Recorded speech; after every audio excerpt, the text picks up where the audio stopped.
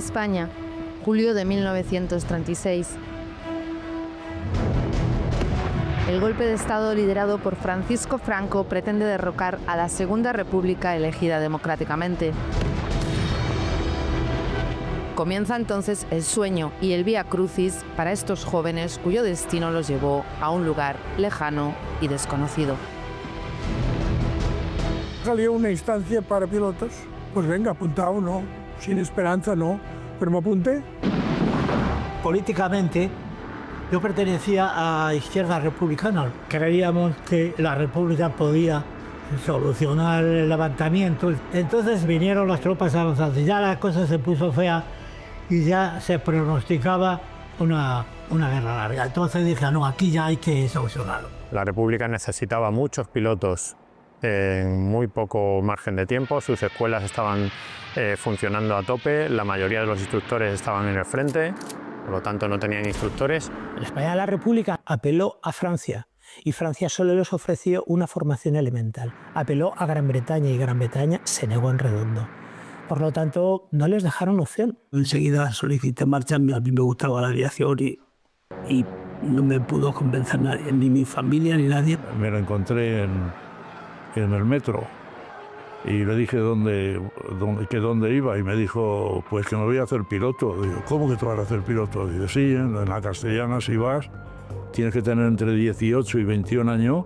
Si estás en esas edades, puedes solicitar para ser piloto de aviación. Me cago en una puñeta. Salí corriendo, me dio la dirección, salí corriendo y me fui a hacerme piloto. Para poner los años, en vez de poner los que tenía, puse uno más, porque si no, no entraba. Pero como entonces no controlaban nada, no controlaban esas cosas, pues uno más, pues pasé. Hice los exámenes de teoría, aprobé enseguida. Y uno de cultura general, bueno, pues en aquella época había mucho analfabetismo todavía, entonces, saber, porque mi padre, por ejemplo, había estudiado pues la primaria, aquello de leer, escribir, las 4 reglas y poquito más. Había gente universitaria, pero luego lo que era determinante era la cuestión médica. Allí los tiraban a mansalva, ¿eh? Total, de los que éramos que fuimos ahí unos 50, quedamos 12 o 13. Por un pequeño defecto de la vista, no me aprueban. Entonces digo, bueno, pues me haré mecánico. Teníamos clases de teoría y hacíamos prácticas de vuelo con un aparato en la mano en el campo de Sabadell, pero no había aviones para volar. Entonces se presentó la opción de ir a hacer el curso en Francia. Fui incluido, que era raro porque éramos 30 solo, ¿eh? Pero ya nos dijeron que no, que íbamos directamente a hacer el curso a la Unión Soviética. Este es el resultado de las acciones llevadas a cabo por la Rusia soviética, la URSS, utilizando el lema «Trabajadores de todos los países, uníos». También querían implementar un proyecto así en España. Proporcionó tanto ayuda militar como financiera. En particular ayudó con combustible. El 80% del combustible utilizado en España provenía de Bakú. La ayuda militar consistió en enviar aviones y tanques, así como armas.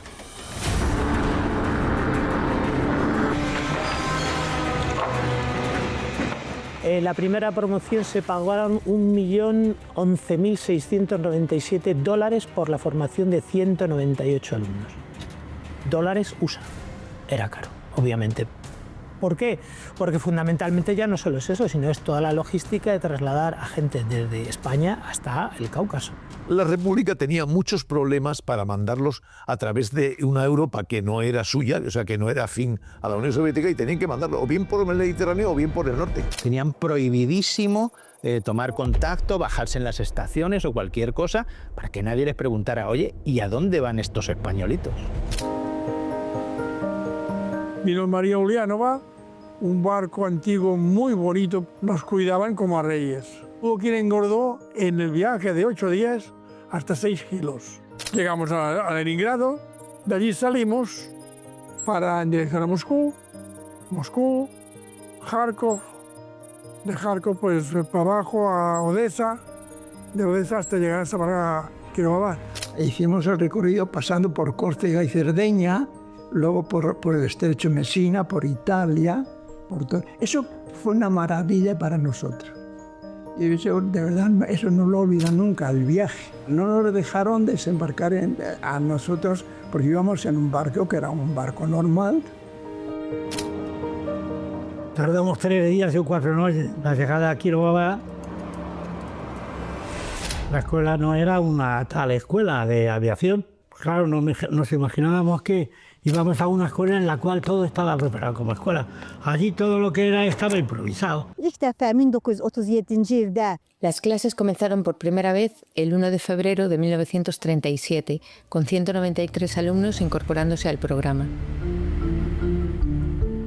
La propia República Española pagó a la Unión Soviética una suma de 3,5 millones de rublos para la creación de esta escuela militar.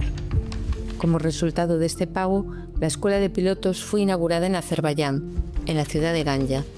Los comités de no intervención y esa serie de instituciones pues podrían preguntar: ¿y qué hace este listado de nombres españoles en una escuela de vuelo en la Unión Soviética?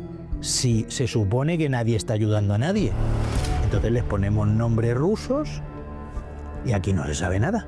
Y son otros 200 alumnos rusos más, si alguien pregunta. Este es mi padre, Vicente Montejano, durante los principios de la Guerra de España, con unos 17, 18 años. Y con 20 probablemente ya cumplidos en Kirovabad, vestido con su uniforme de piloto.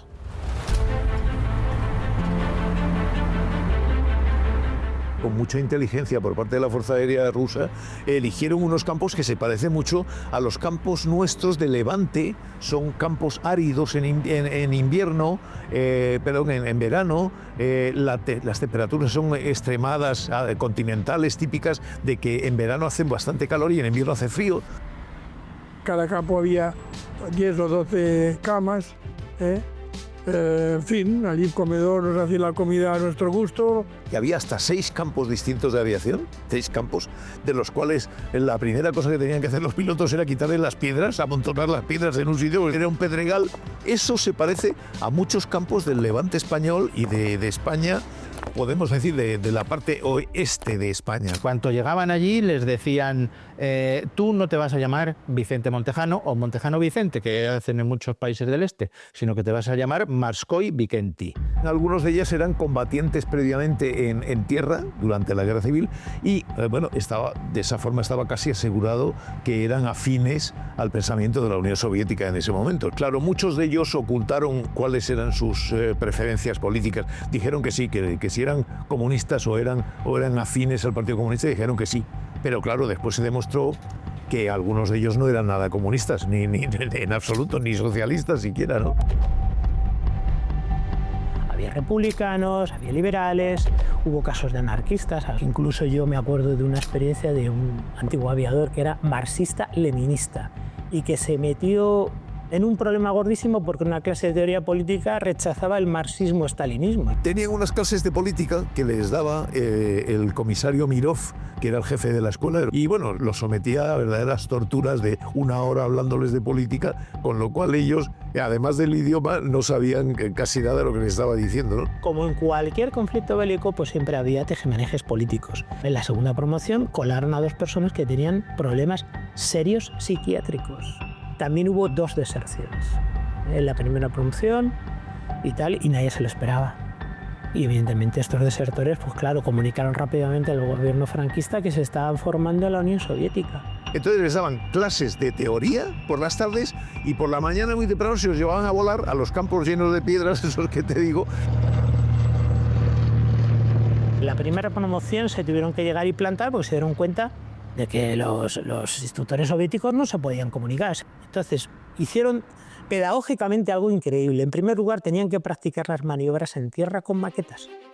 Bueno, esto lo vais a hacer ahora, pero tienes que hacer aquí, irte aquí, volar aquí, luego volver, etcétera, etcétera. Luego, segundo, crearon Clara Rosen y Cascón un diccionario aeronáutico ruso-español. Tenían unas palabras clave. Entonces, palabras clave que eran una especie de vocabulario de muy pocas, 20 palabras o algo así. Y luego por los intérpretes tenían una labor ingente, agotadora, porque tenían que subirse a la del avión, comunicarle al piloto lo que tenía que hacer. Pues mira, tienes que elevar el plano, tantas revoluciones, Tú no tienes por qué tener conocimientos aeronáuticos. Ellos llevaban unos cascos conectados eran unos cascos con unos tubos de goma, el instructor delante y el alumno detrás, creo que era así. Bueno, pues unos cascos con los cuales le hablaba. Una formación que normalmente duraba 2 años, pues se condensó en periodos de aproximadamente 6 meses. El número de horas ideal que utilizaban las fuerzas aéreas de otros países, como la Luftwaffe, que era un mínimo de 150, o la RAF y la Fuerza Aérea del Ejército de los Estados Unidos, que estaba rondando las 300 horas por piloto. Los pilotos de Kirovavad, la promoción que más voló, llegó aproximadamente a volar 100 horas. Terminado de volar, te ibas a donde estaban los barracones hechos con los embalajes de los aviones y recibías clases. Y dale que te pego, pim, pam, pim, pam. La formación de los pilotos españoles en Kirovavad, en el Policarpov U-2, era un avión muy simple, relativamente fácil de volar. Ya veis, todo cables, madera y tela, ligereza, que pesara un poco, porque los motores todavía no tenían suficiente potencia. Para un joven de escasos 17, 18 años, sin ninguna formación aeronáutica previa, en un país extranjero con un idioma que no conocían, la experiencia tenía que ser, bueno, chocante o traumática, ¿no? Porque es un avión muy grande, para ser un entrenador es muy voluminoso, muy grande, lento. Nuestros pilotos aquí lo llaman cariñosamente el todo a 100, porque tiene un motor de 100 caballos. Despega a 100 km por hora, su velocidad de crucero son 100 km por hora y aterriza a 100 km por hora, es que no da para más. Te sorprendes de la simpleza de algunas cosas. No tanto de la fiabilidad, pero bueno, si funciona, por ejemplo, este cierre, es una trampilla del capó del motor, pues es un muelle que se queda cerrado así, o sea, es como tecnología rusa, es puro ruso, ¿sabes? Simpleza máxima. Mediante un depósito, unas botellas que tiene de aire comprimido, pues arranca, cuando el piloto le da, arranca solo. Tú le colocas la hélice en la posición correcta y si aciertas, porque tienes varias opciones, si aciertas arranca la primera, si no, pues tienes que probar a la siguiente hasta que des con la posición correcta. Y así era en su época. Eso es, está igual. Pues este es el palo para medir el combustible del PO2. Quitas el tapón, quitas el filtro, 90 litros más o menos. No tiene puertecilla, tienes que montarte, tienes que agarrarte al ala para poder subir, para poder entrar, tienes que entrar casi encajado. O sea, no existe lo que llamamos hoy en día ergonomía. O sea, es lo que era un avión fácil de mantener, fácil de fabricar y punto. El piloto no existía. No tiene rueda en la cola, entonces tiene un patín, un trozo de hierro que va deslizando sobre la tierra. Ese es el único freno que tiene, tampoco tiene frenos.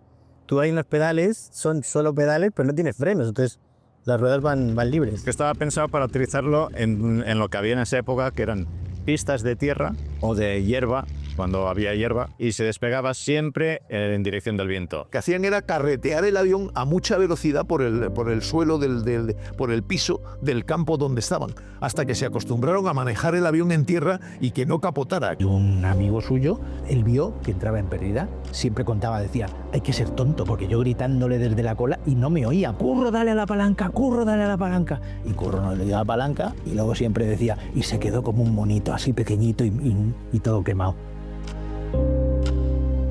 Un día pues se levantó una gran ventolera, lo estaban intentando llegar con los aparatos que iban aterrizando. Lo que tenías que hacer era agarrarse de las alas para que llegara y pudiera el piloto bajarse. En este caso no pudieron hacerlo, el aparato hizo un caballito y con la hélice al alumno le rebanó las piernas.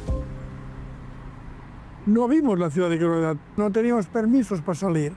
Estábamos allí de incógnita, solamente la veíamos volando. Y ahí daba la sensación de ser un pueblo muy grande porque era bastante extendida y se veían cosas de campo, se veían rebaños de reses, ¿no?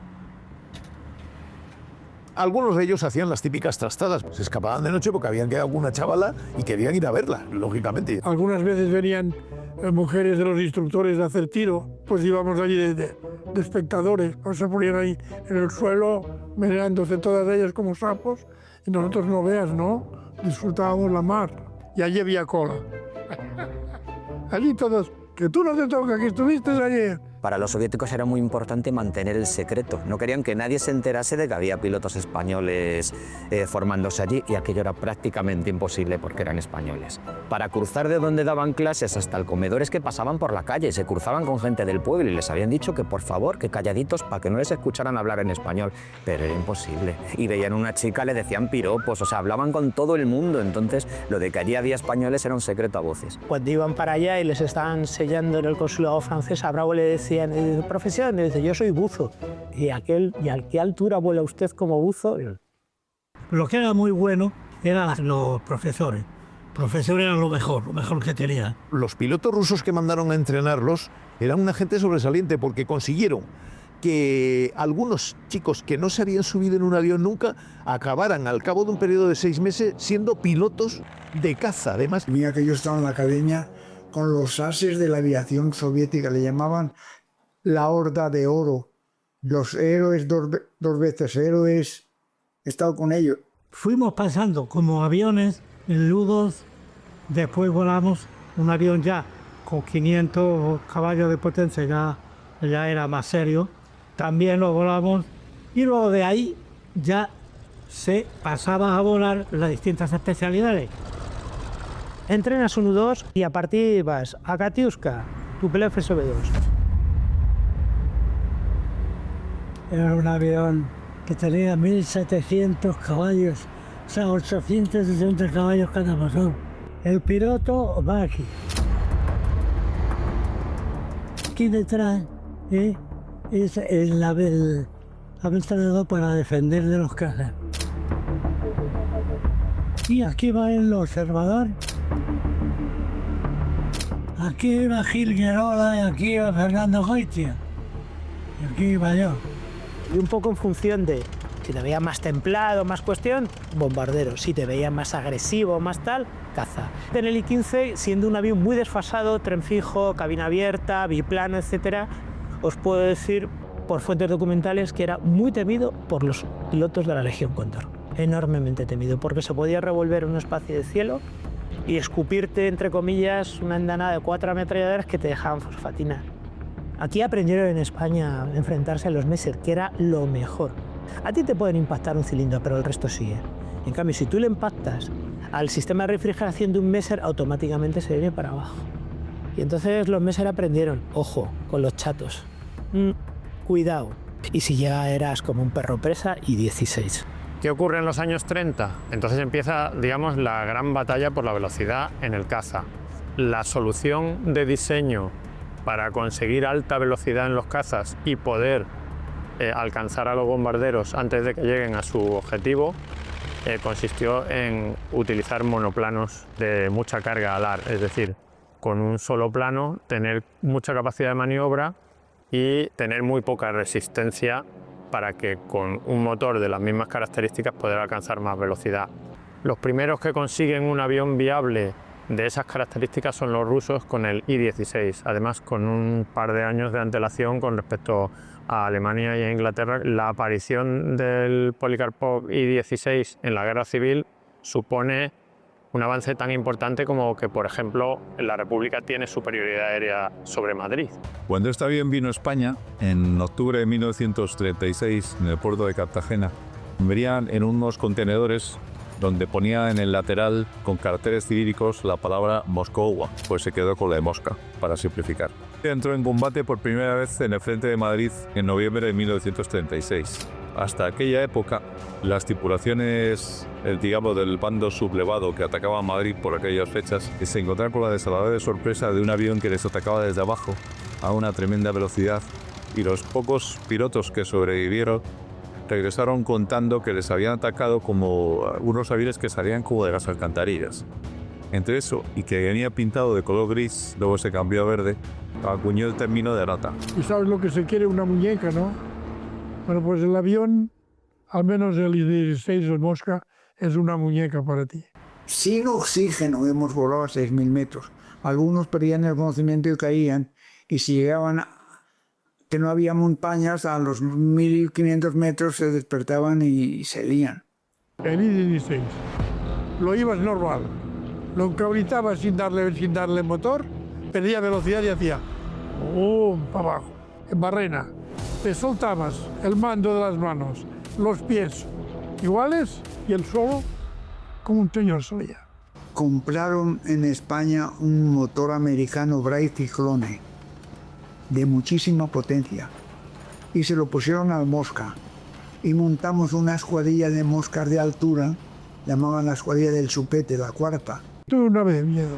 Para volar pues plegas el tren a mano, pero becario con una... Eso lo plegabas ahí, se plegaba el tren. No sé cómo me distraje. Cuando bajé, ya iba a aterrizar, claro, con el Mosca tenías calculada la altura, porque el Mosca tenías 30 centímetros de permiso, porque más alto te pegaba ya con un golpe con el plano y te podía tocar el suelo. Y yo ya estaba en esa altura, no podía tocar la rueda. Y entonces digo, oye, el tren. Claro, ya no podía estar ahí despegando el tren de ninguna manera, tenía que salir. Al susto que me di muy de golpe el gas, muy de golpe, me dio pop, pop, pop, pop, pop. Me entró un sofocón, pues ya está. Porque ya fui al rol, ya tocó el suelo todo. Me cago en 10. Pasé un susto terrible. Pero miedo, de verdad, La elección de uno u otro aparato dependía no solo tu pericia aeronáutica, sino también un poco tu pasado político. O sea, Cristán me comentó que su instructor le decía que tenía que ir a caza, que tenía una gran actitudes, pero ocurre que es que al padre de Sacristán, precisamente, que era un terrateniente de Getafe, le ejecutaron a los primeros días de la guerra. Y claro, cuando eso se enteró allí, pues evidentemente le dijeron, no puedes ir a caza. Y dijo, ¿por qué? ¿Por qué? Y se lo explicaron aquí en España y dicen, bueno, pues porque si tú quieres vengarte de lo que pasó con tu padre, ¿quién nos dice que te pasas con un caza al otro? Nos dieron a probar el I-16 33, que era un motor casi el doble de la potencia del otro. Tenía 4 alternadores sincronizados, 4. Con apretar el gatillo 20 tiros te tiraba. Era un...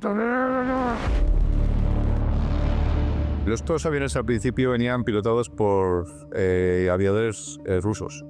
Luego, poco después, se fueron incorporando a las promociones que se fueron formando de pilotos españoles en la Unión Soviética. La primera promoción se mataron 2 o 3, con el instructor incluido. En la segunda pasó lo mismo, la tercera. O sea, en total hubo como 20 accidentes mortales o 15 accidentes mortales. Eso es poquísimo para 850 chavales que no sabían nada de aviación cuando llegaron allí y pusieron el pie en Kirovohrad, ¿no? Yo reconozco que el pueblo soviético nos ha querido a los españoles como a sus propios hijos o más. Porque cuando ellos han tenido la carta del pan 600 gramos, a nosotros nos han dado los 800. Cuando ellos se iban, los soviéticos lloraban. ¿Por qué? Porque sabían que iban a lo peor, a la muerte. Y siempre me decían, mucho cuidado en la altura. Os los vais a enfrentar a lo mejor de la Alemania nazi, a lo mejor de la Italia fascista.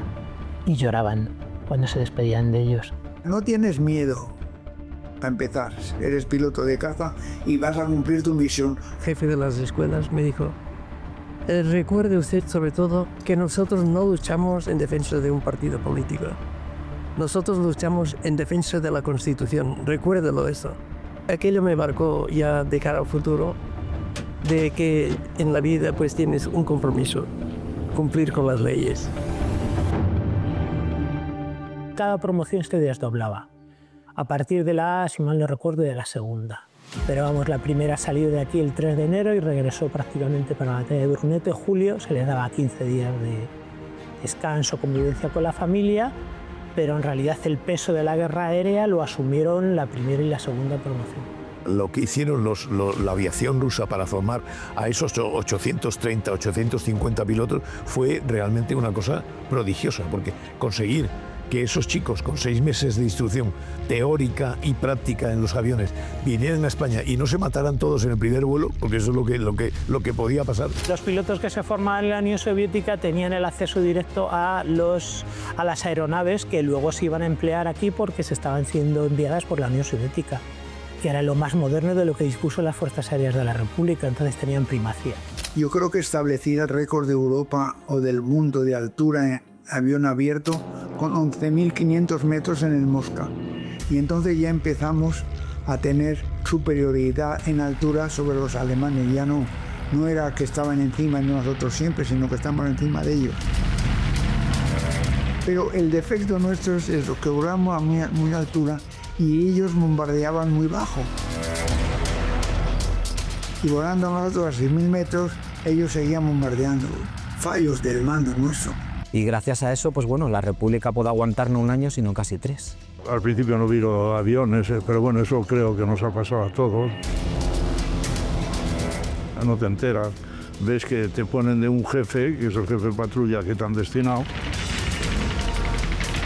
En un momento determinado le ves que empieza a dar virajes y a dar medios tonos, tú le sigues, pero no ves nada más que a tu jefe, o sea, no te enteras de lo que pasa alrededor, no te enteras.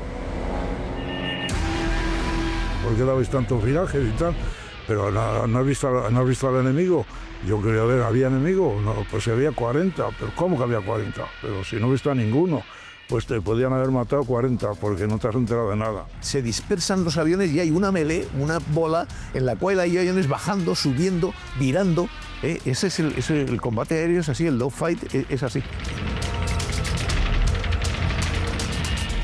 El avión alemán Messerschmitt 109 siempre rehuía el combate con el I-16.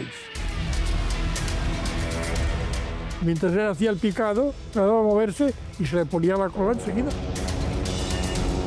Hacía ataques de improviso.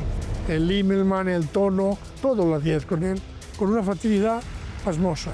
Lo mismo hacíamos servicios de reconocimiento, bombardeo sobre a la flota, que lo hacíamos mucho desde Barcelona.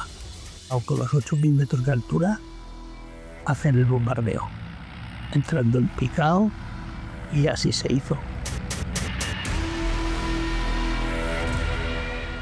Esa pequeña carpetita que se ve ahí son las fichas de reconocimiento de aviones. Los pilotos se las tenían que empollar, que aprendérselas muy bien para ser capaces luego de reconocer a esos aviones en el aire. Cuando ves los aviones en el aire, normalmente los ves de lejos. Entonces, cuanto antes los reconozcas, sepas qué modelo de avión es para saber si es probablemente un amigo o un enemigo, mejor. Eso había que sabérselo a conciencia. Soy Luzmila Bravo, soy hija de José María Bravo Fernández Hermosa.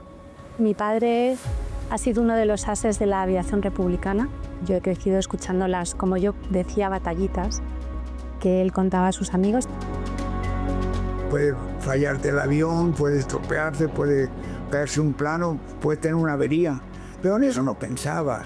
Puede fallarte el motor, tampoco. En eso no pensábamos. Pensábamos en cumplir la misión que teníamos y derribar el mayor número posible de aviones sin que te derribasen a ti. Yo muchas veces le he preguntado, ¿no? Porque cuando yo era pequeña decía, pero papá, tú mataste a gente. No teníamos nada en contra de los que volaban.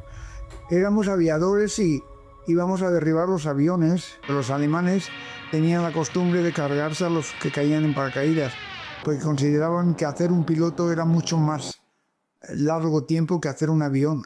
Los españoles nunca hemos atacado a los que caían en paracaídas. Una persona que tenía muchísimo carisma y tenía dotes de liderazgo, o sea, es como el flautista Amélie, ¿no? Hay gente que pues toca una flauta y le sigues, pues ese era mi padre. Yo con mi escuadrilla, yo he sido muy atacador, En mi escuadrilla pues atacábamos como podíamos. Eso sí, los aviones de bombardeo casi no caían. Yo he derribado 23 aviones según cuentan, yo no lo cuento, lo cuentan lo que han escrito. Pues de los 23 calculan que 8 o 9 son de bombardeo, los demás son cazas. Que el caza no era peligroso, después de todo, el que peligraba a la gente y a tierra era el avión de bombardeo. Ir al ataque y luego pues luchar como puedes, proteger, no quedarte solo, no abandonar a los tuyos. Nosotros nos quedamos a pie y los que nos quedamos a pie cogimos las piernas y frontera para el camino de la frontera. Yo supongo que llegué el día 7, tardaríamos 14 o 15 horas en llegar al lado francés. Los franceses nos recibieron malísimamente, se fueron orientando poco a poco hacia un campo de concentración que habían preparado en Argelès-sur-Mer. 6 de febrero del 39, el campo de Villajuigan, en Gerona, y era uno de los últimos campos que les quedaba ya a la República, y ellos estaban allí nada más que para arrancar los aviones y pasar al otro lado de los Pirineos y entregar los aviones en Francia. Pues mientras estaban calentando motores, aparecieron los Messerschmitt 109 de la Legión Cóndor ametrallando el campo. Y tu padre se encontró allí, dentro del avión, con el motor en marcha, con otro avión delante que le estorbaba, que no podía hacer absolutamente nada, y ve un avión por un lateral que viene hacia él disparando. Si intenta bajarse del avión por el lateral, como se subiese bajaba de ese avión, no le habría dado tiempo, y es que lo habrían matado. Pues en décimas de segundo tuvo los reflejos y el instinto de supervivencia de subirse al asiento, pegar un salto encima del capó y en un segundo salto, dando una voltereta, pasó por encima de la hélice en marcha. Cayó rodando del otro lado, las balas destruyeron el avión, un mecánico lo sacó de allí, le ayudó a alejarse del avión y dijo, no sé cómo sigue vivo. Este es mi padre, de la 4ª promoción de Quiroga. Toda la 4ª promoción de aviadores eran los 4º que iban. Se acabó la guerra ahí y se cerró la escuela. ¿Y qué había que hacer con los aviadores? Pues no se sabía mucho qué había que hacer, porque eran gente que había pagado el Estado español porque se formaran. No pensábamos que íbamos a estar tanto tiempo en el extranjero. Pensábamos que venía la guerra mundial, porque se estaba echando encima, y que con la guerra mundial volveríamos a España, pero no ocurrió así. A la Unión Soviética no le interesaba que esta gente fuera por el mundo, ¿no? Entonces les propuso que colaboraran o que formaran parte del proyecto de la Unión Soviética. Entre los jóvenes, pues inicialmente hubo una separación notoria de gente que decía, no, yo me vuelvo a España, y me vuelvo a España, y me vuelvo a España. Y otros que llegaron y aceptaron quedarse. 2 años habían pasado desde el final de la guerra hasta ese momento, pues había muchos de los alumnos que se habían apuntado bien al Ejército Rojo o bien a la sociedad soviética. Pero los que quedaban aplicaron el que no está conmigo, está contra mí. Ellos llevaban 2 años diciendo nos queremos ir de la Unión Soviética, nos queremos ir. Es que si vais a España, Franco os va a fusilar. Bueno, pues muy bien, pues vámonos a Francia o a Argentina o a México o a donde sea. De los pilotos que completaron los cursos militares por última vez en 1939, 185 ya no pudieron regresar a España, ya que el general Francisco Franco había establecido para entonces una dictadura en el país. Como resultado, estos 185 pilotos se vieron obligados a permanecer en el extranjero. 84 de ellos lograron trasladarse a México, mientras que 101 permanecieron en Azerbaiyán. Muchos de ellos, cuando empieza la Segunda Guerra Mundial, pues cambia su situación. Cambia su situación, entre otras cosas, porque en principio ellos pretendían que la aviación soviética les considerara como pilotos. Inmediatamente eso no ocurrió. Stalin parece ser que no le hizo gracia porque había probado con algunos antes y ya se había escapado alguno con algún avión a otro país, entonces como que no se fiaba. Entonces dijo que como aviadores no. Buscaron cantidad de fórmulas para poder saltar a la Europa libre e intentaron, a través de una embajada americana, salir como valija diplomática. Entonces llevaban agujeros para que pudieran respirar. Cuando subió el avión, estaba ya en el aire, se ahogaba y empezó a dar muchos golpes a la caja. Descendieron el avión y lo mandaron al campo de Siberia. Y luego ya desde junio del 41 hasta marzo del 54, ahí ya estuvieron en campos, cárceles y todo tipo de prisiones. Estuvo en artillería, en algo de minas, por el mar de Azor, algo así, con aguas como heladas, que tampoco eso no lo llevaba bien, a pesar de que era muy deportista tal. Creo que pasó muchísimo frío, pasaron hambre. Él estuvo por diferentes campos, condiciones de 40 bajo cero y cosas de ese tipo. Y además él allí se amputó casi toda la mano derecha, con bandas de indeseables. Otros estaban compartidos con prisioneros de guerra. Ahí estuvo yo creo que 5 años así. En el caso de mi padre le tocó, por supuesto, pasar por los sabotajes. Le tocó ser saboteador, como tantos españoles. Sí, allí me dediqué yo a hacer voladuras. Tenía 3 trenes volados alemanes, los 3 de personal, que no era fácil, a poner una mina en una vía del tren. Yo la primera vez que la puse tenía no miedo, eso ya no es miedo, es pánico.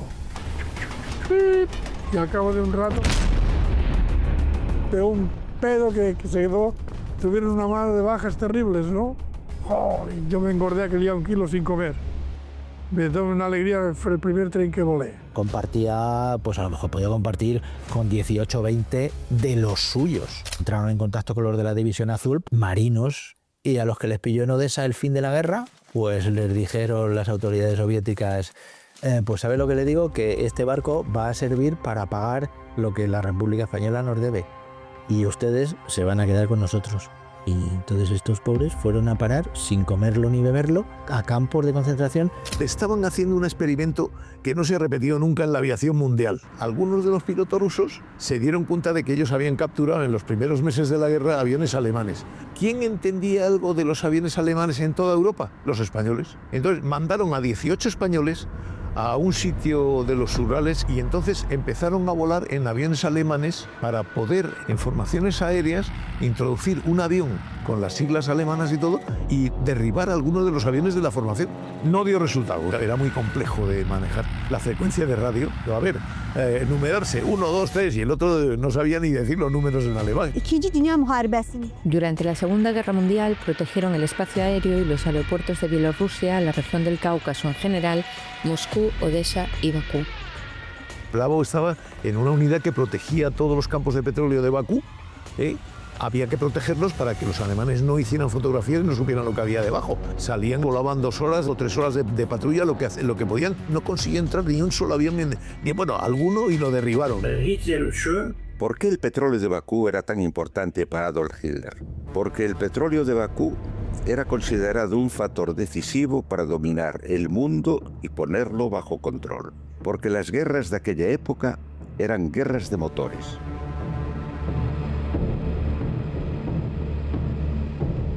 En una de las noches de reconocimiento, él se iba a quedar sin gasolina. Entonces aterrizó de noche, no veía. Y creo que él tampoco le funcionaba la radio o algo así. Entonces aterrizó, se puso a dormir debajo del avión y cuando se despertó por la mañana estaba en medio de un campo de petróleo. Entonces estaba como minado. Pues no pudo, tuvieron que desmontar el avión para sacarlo de ese campo de petróleo. De los 22 millones de toneladas de combustible producidas, 4,9 millones de toneladas eran gasolina de alto octanaje, lo que permitía a los aviones soviéticos ascender 3.000 metros más alto que los aviones alemanes Messerschmitt. Durante aquellos años, Alemania producía solamente alrededor de 5 millones de toneladas de petróleo en total, pero la producción en Azerbaiyán era de alta calidad y se enviaba continuamente al frente, mientras que Alemania tenía que esperar meses para suministrar combustible a sus soldados y unidades militares. Esto es un hecho. Cuando se produce la invasión alemana en la Operación Barbarroja, gran parte de la aviación soviética es destruida en el suelo. Consiguen armar estos aviones, transformarlos de aviones de entrenamiento de bombardeo ligero. Es un avión hecho totalmente de madera y tela, que una sola bala incendiaria lo convierte en una antorcha volante, pero hace poquito ruido comparado con otros aviones, vuela despacito y pegado a las copas de los árboles será capaz de plantarse encima de las líneas alemanas sin que lo detectaran. Lo que hacen es tener que volar de noche para no ser atacados o descubiertos. La navegante que iba detrás simplemente encendía como mucho una linternita, de vez en cuando un segundito para apuntar un momentito en el mapa y comprobar eso con las referencias que tenía alrededor. Pues eso que se ve brillando a la luz de la luna debe ser este río que tengo en el mapa. Llegaban al sitio, lanzaban sus bombas lo mejor que podían. La ventaja que tenía era que era tan lento, era mucho más lento que el resto, que era mucho más difícil acertar, porque las baterías antiaéreas estaban pensadas para aviones rápidos. Era muy versátil, que se utilizó desde enseñanza hasta bombardeo ligero. El fuselaje se puede abrir y ahí caben 2 camillas.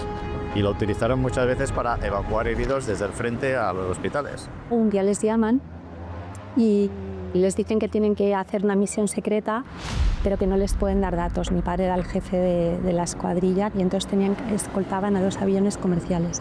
Y fueron a Teherán. Con una orden, cualquier aparato que se acerque a uno de los bimotores, usted lo derriba. Y en esto los soviéticos eran implacables. Bueno, pues un joven compañero suyo pues hace una pirueta cuando se están acercando y él le conocía por el numeral y dice, bueno, en fin, tontería. Y cuando han aterrizado, llega un coronel, le llama a Bravo y dice, oiga, usted no ha cumplido la orden, tenía que haberle derribado ipso facto. Mire usted, chico joven, vamos a ver, perdónele. Y descubren a quien habían escoltado y era Stalin. Y que curiosamente Stalin le llega y le dice, tú eres georgiano. Era bajito, moreno y tal, no, yo soy español. Cuando murió Stalin en el año 53, se empezaron a relajar un poco las cosas y empezaron a dar amnistías a grupos. Les trasladaron al puerto de Odessa trenes de ganado con ventanucos altos. Siempre él recuerda, vio...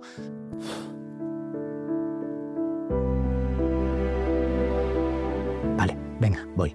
Vio una bandera con barras y entonces dijo, los americanos. No era verdad, no eran los americanos. Era un barco griego, el Semiramis, pero con bandera liberiana. Y llegaron a Barcelona el día 2 de abril del 54.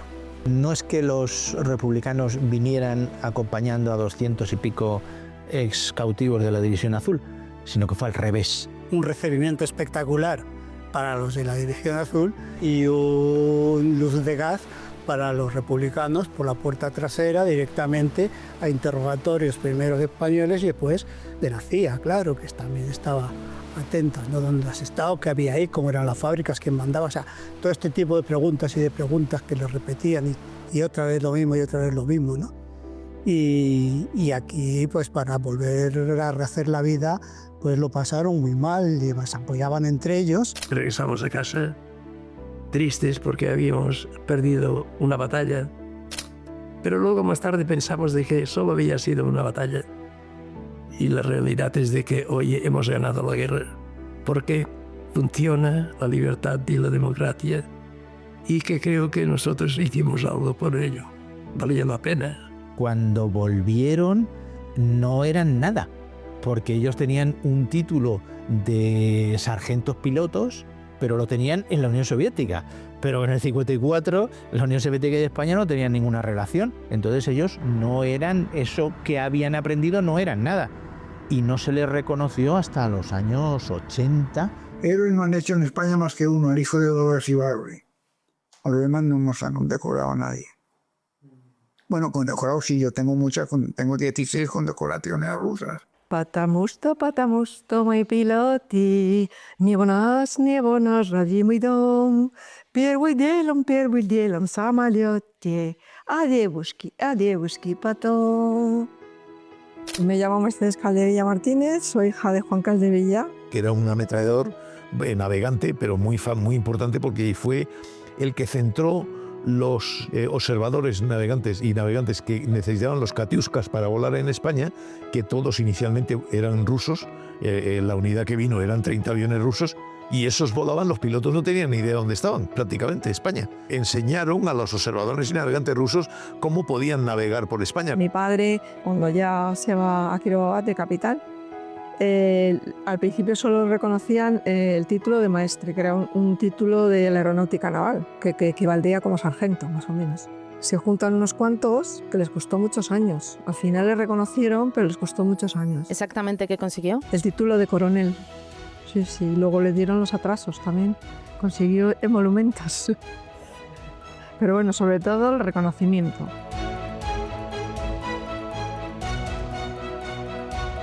Hay que humanizar la memoria y la memoria se humaniza con historias de vida, con reconocimientos explícitos a ellos o a sus familiares.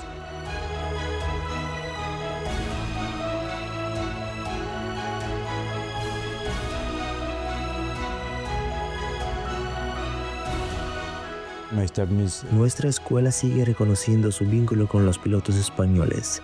Sus hazañas durante el periodo de la Guerra Civil y de la Segunda Guerra Mundial, así como sus exitosas misiones aéreas contra la Alemania nazi, son introducidas a los alumnos a través de nuestras exposiciones.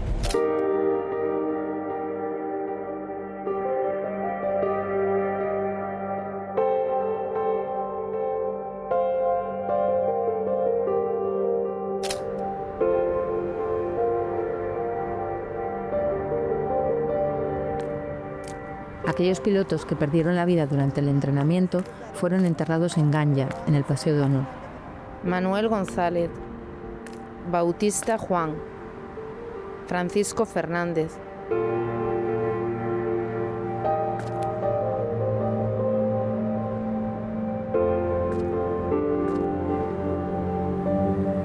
44 personas se incorporaron voluntariamente a la Segunda Guerra Mundial.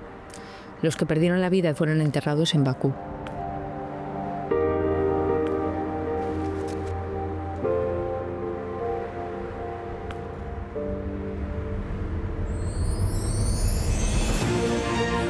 Esos chavales aguerridos son los auténticos héroes de la aviación republicana. Zarauzat, que probablemente derribó 20 aviones, 24 aviones en la guerra. José María Bravo tenía 19 años cuando lo hicieron piloto y 21 cuando acabó la guerra. Andrés Fierro derriba 2 aviones alemanes. El máximo aviador que derribó aviones en Rusia en la Segunda Guerra Mundial fue Lario, Juan Lario. Lacalle, el famoso Lacalle, Aguirre, eran gente muy capaz y que a las duras, o sea, porque realmente si habían formado por la vía dura, habían tenido que aprender por narices, ¿no? Como dijo uno de ellos, en esta guerra se nos fue lo mejor de nuestra juventud. De las guerras siempre se basan en los jóvenes. Desgraciadamente, a través de algo triste, una guerra, a ellos se les permitió cumplir el sueño de poder volar.